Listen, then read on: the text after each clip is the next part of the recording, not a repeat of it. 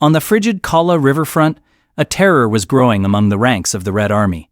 Men were vanishing, not to shell fire or massed infantry, but to a single, silent crack that echoed through the pine forests. The terrified Soviet troops began to whisper a name, Belaya Smrt, the White Death. They reported seeing only ghosts in the snow as their comrades fell one by one to a sniper they could not find, could not hit, and could not stop. By February of 1940, the situation had become so dire that the Soviet High Command issued a direct and unprecedented order: deploy a dedicated task force of 500 men with one singular objective: find and eliminate this phantom. They failed. In the end, the hunter would become the hunted, and the phantom they sought, a humble farmer named Simo Häyhä, would be credited with 542 confirmed kills. This is the story of how one man, hidden in plain white sight, used patience, the land itself, and a standard-issue rifle to defy an entire army and cement his place as the deadliest sniper in history. Our story begins, not on a battlefield, but on a farm. Simo Häyhä was born in 1905 in the small municipality of Rautjärvi near the Finnish-Russian border. He was a man of the land, of quiet routine.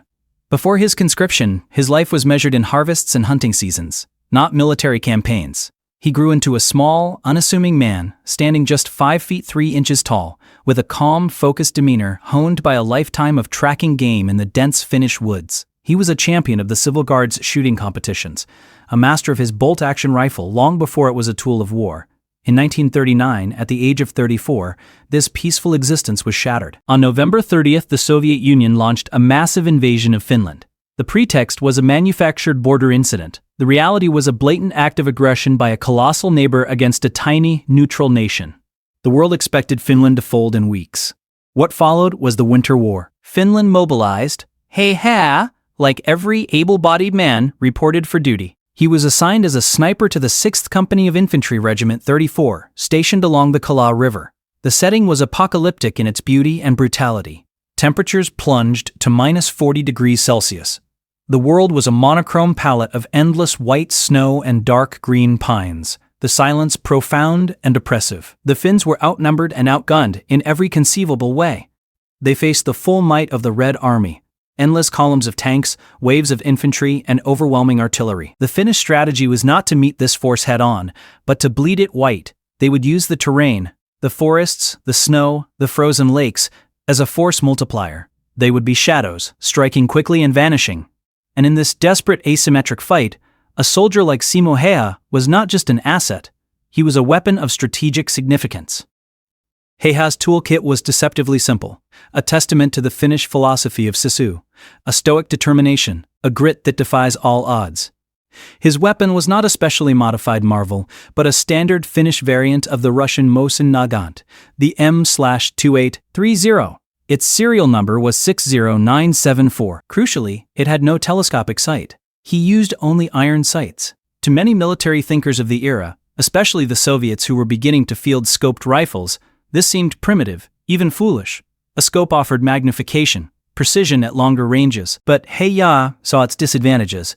In the bitter cold, a scope's lenses could fog or frost over. The sun could glint off its glass, betraying a position instantly. At the ranges he intended to fight, often under 250 meters in the thick woods, iron sights were faster to acquire a target with, and they gave a wider field of view. His camouflage was the snow itself. He wore a standard white winter oversuit. But his innovation was in the preparation. He would meticulously compact the snow in front of his position with his skis, so that when he fired, the muzzle blast wouldn't kick up a revealing puff of powder snow. He kept snow in his mouth to prevent his breath from condensing in a telltale cloud in the frozen air. He calculated every element. He was not just a shooter, he was an architect of invisibility. The Soviet advance along the Kollaa front was ponderous and costly. At first, the losses were chalked up to the chaotic fog of war, ambushes, mines, artillery misfires. But a pattern began to emerge in the reports from the front lines. Patrols would go out and not return. Sentries would be found with a single, precise wound. Officers, shouting orders, would suddenly fall. The casualties were not from area bombardment. They were targeted, surgical, and terrifyingly personal. Morale among the Soviet troops began to curdle into a superstitious dread. The Finns weren't just fighting them. A ghost was hunting them. They spoke of a white specter that left no tracks, a phantom whose bullet arrived without warning. Soviet commanders, initially dismissive, were forced to confront a new and baffling reality. Their massive numerical advantage meant nothing against an enemy they could not see. The very forest seemed to be shooting at them. The legend of the White Death was born not from Finnish propaganda, but from the genuine, documented fear of the Soviet infantrymen. This was no longer just a tactical nuisance, it was a psychological crisis unfolding across the front. The Soviet response escalated from confusion to concerted counteraction. They could not allow one man to hold up an entire division. Intelligence was gathered, patrol reports analyzed, the area of operations was narrowed down. And then, the order came down from high command. Dedicate significant resources to end this. A specialized composite unit, drawn from scout, sniper, and elite infantry formations, was assembled. Its strength was approximately 500 men. Their mission was singular and explicit. Penetrate the Finnish lines, locate the sniper known as the White Death, and eliminate him at all costs. They were equipped with the best gear the Red Army could field: scoped rifles, mortars for saturating suspected areas, and orders to use any means necessary. This was no longer a battle for territory. It was a personal, high-stakes manhunt. The 500 hunters were sent into the White Woods to find one ghost. Back in the Finnish lines, Simo Häyhä, unaware of the colossal effort now directed at him, continued his routine. Wake before dawn, prepare his position with painstaking care. Wait, observe, and when the moment was perfect, fire one round. Then, reposition. Always move, never fire twice from the same spot. It was a deadly rhythm that the Soviet hunters were about to experience firsthand. The hunt began with brute force. The Soviet task force, unable to pinpoint Häyhä, decided to erase his possible hiding places. They would identify a sector where casualties had been high and subject it to a punishing artillery and mortar barrage, turning the peaceful groves of pine into a shattered landscape of splinters and craters. The logic was sound. No one could survive that. After the barrage lifted, infantry would advance, cautiously scanning the wreckage, and often they would find nothing. No body, no equipment. Then, from a different direction entirely, from a spot that had seemingly been quiet before the bombardment, the crisp singular crack of a Mosin-Nagant would ring out. Another hunter would fall. Häyhä's tactics were a masterclass in psychological warfare. He understood that a dead body left in the open was a powerful weapon. Sometimes, he would deliberately leave a fallen Soviet soldier where he lay, in a clearing or on a path. That body became a trap. Who would come to retrieve it? A medic? A comrade? The next target would present itself, drawn by their own humanity into his kill zone. He created corridors of fear where the Soviets knew death watched, but from where they could not tell. Häyhä's greatest advantage was his intimate familiarity with his environment, honed from a lifetime in the Finnish wilderness. While the Soviet hunters were operating in alien hostile terrain, Häyhä was in his element. He used the snow not just as camouflage but as a tool. He knew how to move across it silently on his skis, how to read the subtlest signs of disturbance that meant enemy movement.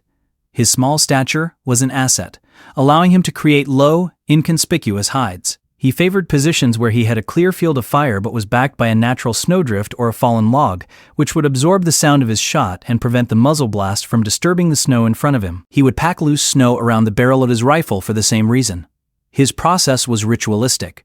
Load the 5-round stripper clip with precision, exhale slowly to steady his aim, the world narrowing to the front sight post and the target. Squeeze, don't pull.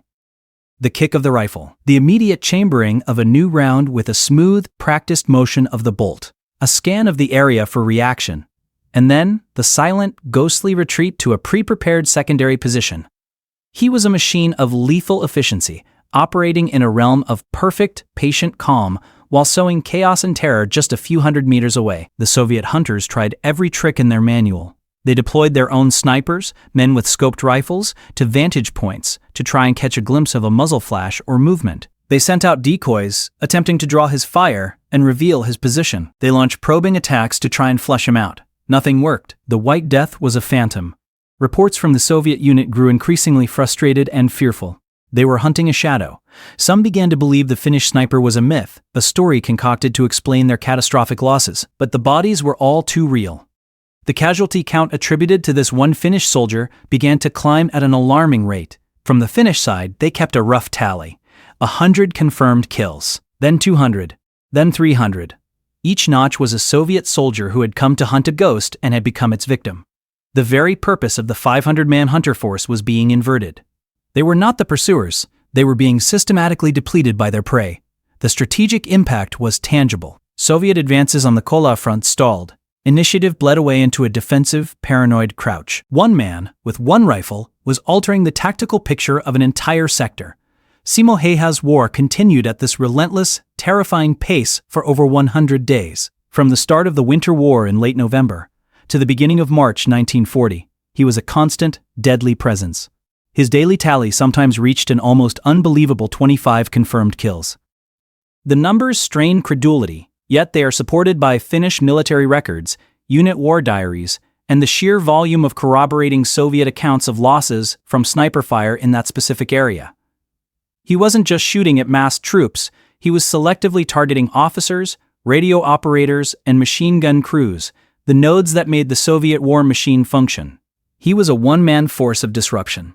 On March 6, 1940, the rhythm was finally broken. The Soviets, in a final, desperate measure, had begun using explosive rounds in their sniper rifles, essentially miniature shells designed to detonate on impact. On that morning, as Häyhä engaged a group of Soviet soldiers, one of these rounds found its mark. It struck him in the lower left jaw. The explosion was catastrophic. It tore through his face, destroying much of his cheek and lower jaw. His Finnish comrades, hearing the distinctive sound of the explosion and seeing him fall, staged a desperate rescue under fire. They pulled his unconscious, bleeding body from the snow and evacuated him to a field hospital. The White Death had finally fallen. The wound was so severe that the medics who first saw him believed he could not possibly survive. He was transported to a proper hospital, where he lapsed into a coma. His war was over. Just over a week later, on March 13, 1940, the Winter War ended with the signing of the Moscow Peace Treaty. Finland ceded territory but retained its independence, a moral victory against a gargantuan foe.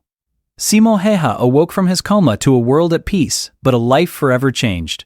His journey of recovery was as grueling as his time at the front. He would undergo 26 separate surgeries over the years.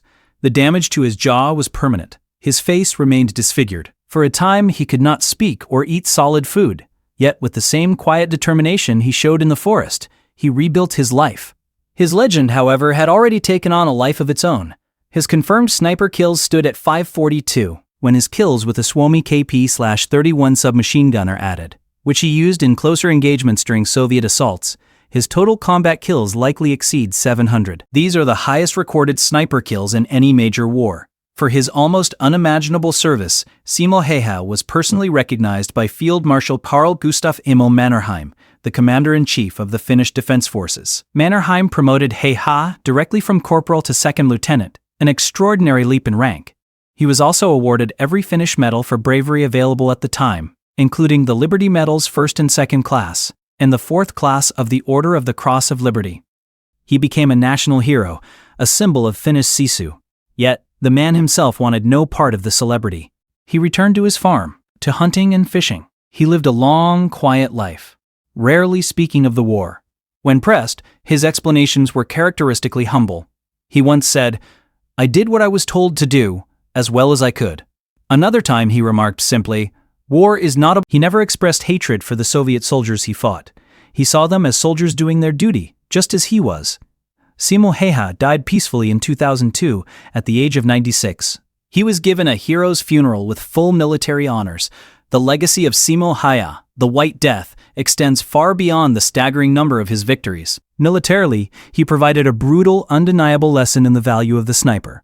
He demonstrated that a single, highly trained individual, perfectly attuned to his environment, could have a disproportionate impact on the battlefield, stalling advances, decimating morale, and inflicting casualties far beyond his own number. The Soviet military took note, later developing some of the world's most formidable sniper programs during the Great Patriotic War. For Finland, he remains the ultimate embodiment of the Winter War spirit. The defiant stand of the small against the large, the clever against the brute, the individual against the mass. Historians study his methods not as a manual for killing, but as a case study in asymmetric warfare, in the mastery of terrain, and in the profound psychological dimension of combat. His story asks us a difficult question. What is more powerful, the weapon or the will behind it? Simo Häyhä's record, unbroken to this day, suggests an answer. It was not the rifle that made the legend, it was the farmer's patience, the hunter's eye, and the soldier's unbreakable will, all moving in silent harmony against a canvas of white. He was the ghost in the snow, the phantom that 500 men could not catch, and a reminder that in the calculus of war, the human element, skill, courage, and determination, can defy all mathematical odds. What do you think was his most powerful weapon? Was it the Mosin-Nagant, his mastery of camouflage, or something less tangible, his almost supernatural patience and nerve? Share your thoughts in the comments below. If you want more stories of impossible stands and forgotten heroes from the battlefields of history, subscribe and hit the bell. Next time, we venture to the sun-baked cliffs of Crete, where a lone New Zealander armed with nothing but a rifle took on an entire German airborne division, becoming a one-man army in the sky.